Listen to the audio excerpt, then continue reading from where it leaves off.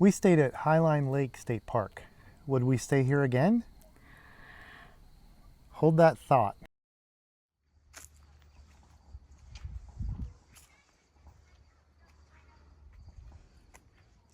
Beautiful big cottonwood trees. We're Bill and Christina. We travel the country in our self-converted Ford Transit camper van. Highline Lake State Park is located in western central Colorado, near Loma, Colorado, which is near the city of Grand Junction, Colorado. We're just north of I-70, and it's a perfect stopping point if you're headed east-west from Utah to Colorado or Colorado to Utah. I randomly picked this state park to stay at Right. because we're traveling from Colorado to Utah to visit the national parks there, and this seemed to be on the way and it's close enough to the highway. We figured we'd take a stop and see what it was like. For this site, it cost us $28 for the night, not including the entrance fee, which is $10 a day. Now, we happen to have the Colorado annual pass for the entrance fee, which was $80 for the year, starting for us in October and ending in October. So we didn't need to pay the extra $10. This site, if you had to pay that for $38, would be a bit expensive. So one of the things we look for in all state parks that we stay at is what amenities they have. They do have free showers here that are hot, but not the greatest. I wouldn't say hot. I mean, they were warm enough for sure, but it's not like hot, hot. Annoyingly, there was no hooks in the shower stall, so you really couldn't hang up anything. You couldn't hang up, like, for instance, our soap on a rope and washcloths and things like that that we like to bring in with us. And we have enough experience that we always scout out the bathrooms first to see if we would want to take a shower. And so that's what we discovered ahead of time. And I always bring different hooks and bungees, and now we have our soap in a bag that hangs on a string, I guess, so that there's all different ways that we can hang our things up, because we don't like to put our things on the shelves. It was a little bit annoying, and it was very hard to keep our stuff from falling off the table or off the bench and into the floor, water. It was pretty annoying, and afterwards we thought we should have just showered in our van. Because our van shower is pretty good. But another couple of things I would say about the shower is there is a little changing section you get with your shower, but there is no shower curtain that separates it. So everything that you have in there is gonna get wet. So what I did is I brought in my tote bag, my grocery shopping reusable bag, and I hung it up on the one hook that they have in there on the back of the door. And that was high enough up that it still got damp and splatter, but everything wasn't getting wet. The bench, everything is gonna get wet. So that is kind of annoying. There's a bunch of little annoying things, like I really don't want to take a shower if I have to worry about a spider creeping down when my eyes are closed and my hair is all soapy. And so I did have to worry about that a little bit. I saw a spider, and it's a campground, so that's the way it is. And I did find that the women's room, it smelled like pine sol. It smelled very clean. It looked very clean, except for, of course, it's gonna get wet and people are gonna track in some dirt. So other than that, and looking up, there was, a couple of moths. Yeah, I definitely could tell that staff had been in there cleaning this thing regularly. It's just, maybe it was the weekend that we were here that there were a lot of people using it. I don't know. Because every campsite was being used, and I noticed a constant stream of people going in to use the showers, which isn't very typical of campgrounds that we've noticed. So everybody was using the shower. Yeah, I just would prefer to shower in our van. But as far as the other amenities, they do have trash dumpsters, flush toilets. They do have a dump station here, water spigots scattered throughout that had decent pressure for us. Check the website and see if there's any current alerts for anything going wrong with the campsite. Which is always the case for any campground, and we did not do that here. So the reservoir is empty. There's loud noise happening over there that I'll have on a video about. It sounds like there's a gun range nearby, but it's really the or dam. popcorn. I think popcorn. it sounds like popcorn. But it's because the water Level is really low. It's the vent pipe for the vent pipe is for popping. the drain. Yep.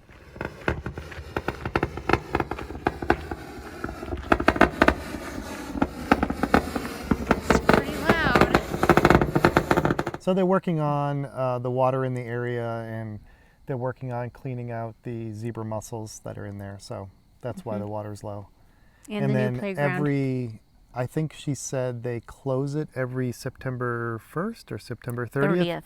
Yes. Because the water birds migrate through the area and they don't want anybody disturbing those. So keep that in mind if you're planning on coming in kayaking or swimming or things like that. I'm not sure. Did they say they drain it, or you're just not allowed to do any They boating said no activities? water activities. But do they drain it? No, I think the draining is separate. Right. Okay. So you'd For still the have the zebra pretty mussels. water, because that didn't make sense to me at first that they would drain it, but there's going to be migratory Right. birds. So they don't drain it, but there are no water activities. There's no swimming. There's no boating. They also have laundry available, which is kind of nice if you need to do that. We're full-time travelers, so we often need to do laundry. Sometimes end up at a laundromat, but having it at the campground is pretty nice. And it was reasonable at $2.50 for a wash and $2 for a dry. Now there's just one washer and one dryer, correct? I think there were 2 and 2. Okay. So we've moved inside because it got pretty dark out at the campsite. And our We lights weren't should working. have started this earlier. So I believe at this campground they have about 38 sites, all of which are dry, which leads us to the noise level. Since there is no electricity at the sites, there were, I believe, 3 generators running last night at dinner time. I feel bad complaining about them because they really don't have any alternative if they're trying to cook or use their microwave, but they sure were loud last night.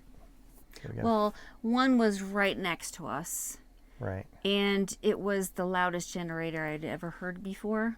right. I don't know if I'm just used to the newer generators lately, and so that one sounded loud, but it was also during all the time where we had already finished dinner. We were outside, wanted to enjoy the outside, and a lot of people were out at their campfires. Right. And when they turned off their generator, a bunch of people cheered. So that kind of tells you Yep. how annoying that was. Well, I mean, there's nothing they could really do. Yeah. So other than that, we were here, I want to say that almost every site was full with someone, and it wasn't that noisy other than that. There were dogs, barking every now and then, and kids walking around talking. But other than that, I mean, I'd say it's a pretty quiet place. There's no real road noise here. There is a road that's next to the campground, but that's the road to the campground. So It pretty much dead ends at the campground Yeah. entrance. So any traffic is going to be people coming in to the right. to the park. We can't hear a highway. We can't hear a train or planes or Wait, anything like that. shh. Listen. But you can hear crickets. Can you hear the crickets? It's very quiet tonight. The sites were pretty level too, so that was a bonus for us because we don't carry leveling blocks or anything like that. Yeah. So we're pretty sensitive to the site itself being level. And they're pretty open. There's a lot of trees throughout them, but they're throughout the campground, but they're tall trees. So they have like the big canopy. They're but then, big cottonwood trees. right, but there's no understory to any of it. So the campground, when you're looking at it, seems very open. And in between the sites, once again, there's a lot of grassy areas where you could set up croquet or Right. a beanbag toss or even a volleyball net. At this campground, there are dedicated sites for RVs. So there's some pull-through sites, there's some back-in sites, and then there was a section for tent only. So those people are parking in a parking lot and then walking in a bit. It's not far. No, it's basically like walking to your picnic spot. Right. And then they set up their tent in the grass, and but those would not be available for RVs, even camper vans like ourselves. Sometimes some state parks will differentiate between Right. tent camping and RV camping, and sometimes you can park in a spot with an RV, but in this situation you cannot, not in the tent only spaces. I thought the sites were fairly spread out. They Yeah. don't seem too close to the neighbors, although there's no screening trees or shrubbery or anything like that between them. They were pretty spread out. And I thought the overall vibe of the campground was pretty mellow. It didn't seem like a place that people are going to come party. Now, we're here in October, Right. so maybe the boating, fishing community is rowdy during the summer. Don't forget swim beach. So down at the swim beach, there's two different parking lots and lots of picnicking areas. So Right. during the summer, I would bet it's pretty hopping. Yeah, maybe at the day use area. Yeah. Yeah. Which is from where we're camped right now. It's just the next road over. So there's only a couple of sites between us and the parking lot for the swim beach Right, but those people will and be picnic gone area. in the evening, so Yeah. it's probably not a big issue if you're camping here. Now, speaking of the swim beach and the day use area, there's not a lot to do here at this state park. There's the day use area, there's some minor hikes that are kind of around the reservoir, and that's about it. There was a jungle gym for the kids. I wouldn't call it a jungle gym. I would play it a downright good Playground? playground. Okay. Yeah. It was brand new. I think it was brand new from last year. Yeah. Because it's not even on the map anymore. Or Right. it's not even on the map because it's so new. Right, but still, as a lot of these state parks, if you're here for a week with your kids, you're going to want to bring some things for them to do. Maybe volleyball, bring some balls, frisbees, that kind of stuff. Because there is, outside of the campground itself and the day use area, there's not a lot going on So you here. did not mention biking. So there are a lot of people who bring their bikes here, and the trails, which we've been calling hiking trails, are Yeah. also bike trails. And it goes all the way around the reservoir. And I think it's 3 miles. Okay, So so it's 3 not- miles, but it goes around the reservoir, and then there's more hiking, biking on the north side too. Yeah, maybe. I just don't see that there's a lot to do here. And the hike around, if you were to walk it or bike it, it's very open. There's no trees around the reservoir. Yeah, so in the summer it's gonna be hot. Yeah, you're going to Very be hot. baking. And we talked to the camp hosts here who were here in July, and they said it was in triple digits over the summer. And the locals thought that that was not unusual. Add a note that this is the season for goat heads. Goat heads you can find in Colorado and Arizona, probably Utah, these western states. So goat heads are seeds, basically seed pods, pickers that fall off in the fall. And so they're usually on the trail. You can get them in your shoe and they stick. I think they're 5-sided and they're super spiky. So you have to be careful with your bike tires because it will flatten your bike tire. It will hurt your doggy's paws and your Yep. bare feet. So you just really want to pay attention to fall in goat heads. Yep. Sometimes they get stuck in our shoes, and then we come into the van and they end Yeah, up we'll in the forget. carpet, and we forget and And step we on them step with on bare it feet, they're and they really hurt. bad. Yeah. And I remember one season we were in Arizona actually, and I got little doggy boots for our dog when we had her at the time, because there were so many goat heads in Arizona to protect her feet. I got her used to paws. I got her used to boots on her paws. The state park is located near Fruita, Colorado, probably the closest small town to here. And it did have a McDonald's and a gas station, but other than that, it's pretty small. Also nearby is the city of Grand Junction, and that's a much bigger city. So it's going to have a hospital and a Walmart, all the Home Depot, Lowe's, that kind of stuff that you're used to. So you'll be able to get anything you need within, I think it took us 20 minutes this morning to get from here to the Walmart. So For you would want to groceries? do it on your way here because that's a total of 40 minutes if you're going out and back. Right, right. But if you need something, if you get here and you forget something, it's not that far away. At the visitor center, they have a gift shop, but they don't have a lot in terms of merchandise. They had some fishing things, but not even food. They had ice cream. They had an ice Yeah, cream I chest, saw a but that's couple it. like RV repair things or something, but yeah, not. You're going to be leaving the campground, the park, to buy anything you need. Mhm. The other thing that's nearby is Utah, so that's why we're here. We're on our way to see the national parks in Utah, and this is right on the way. We're probably 15 miles from the border of Utah, and it's a perfect stopping point for us on the way there. One of our favorite places to visit near Grand Junction, Colorado, is the Colorado National Monument. This national monument is pretty cool. It reminds us of Canyonlands in Utah, on a smaller scale, obviously, but it's pretty cool to drive through. I don't know that we've ever done any of the hikes there. We might explore it some more when we head back to Colorado and Wyoming from Utah. We have 2 nights scheduled to stay there, so we'll probably check out some of the hikes there. It is a great drive, and I'm sure that they have a scenic byway. The drive through the park is pretty cool, and there's some crazy deep canyons that you drive along the edge of. Scary? Little scary, but fun. Also within driving distance, of course, is Arches National Park, Black Canyon of the Gunnison National Park, Which is highly underrated. Canyonlands National Park. All of these are within a few hours of this state park. And if you're heading out of the park or into the park, passing through those areas, you might want to stop.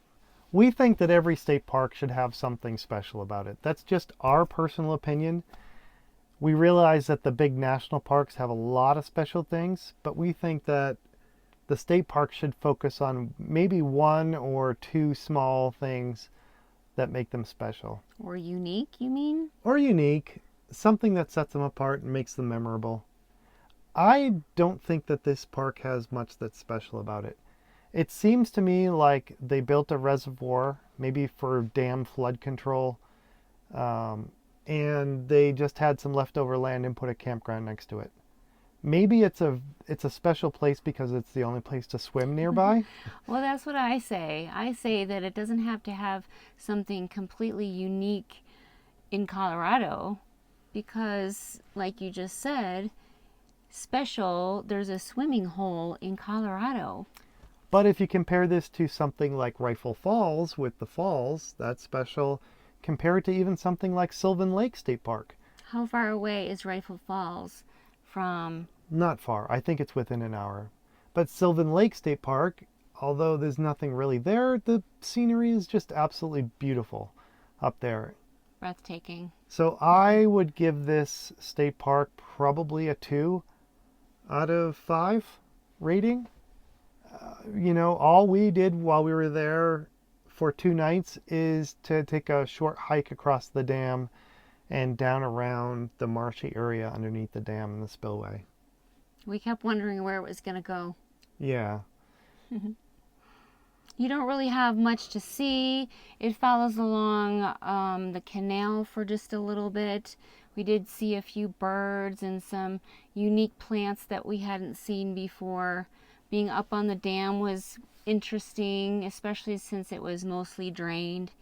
But in the backdrop of the water, the reservoir is kind of pretty. It was okay for me. Now, if you're coming here with your family for a week, say, and you're going to swim in the reservoir and you're going to play games and stuff around the campground, that's a different story. Then this is probably a perfect park for you. But for us passing through, visiting state parks, comparing them like the Redwood State Parks in California or the Oregon Coast State Parks in Oregon. I mean, you're comparing apples to bananas. Right. This is not one of those kind of parks. So for me, 2 out of 5. Great amenities, so-so park. Not a lot to do. And it was still pretty, and the leaves were starting to change, and the big cottonwood trees are gorgeous, and the green grass was pretty, the park-like playground area and swimming area. I would maybe have liked to go kayaking or in a canoe, but there's not a lot of trees around the there's not a lot of trees around the reservoir, which is very often the case in Colorado.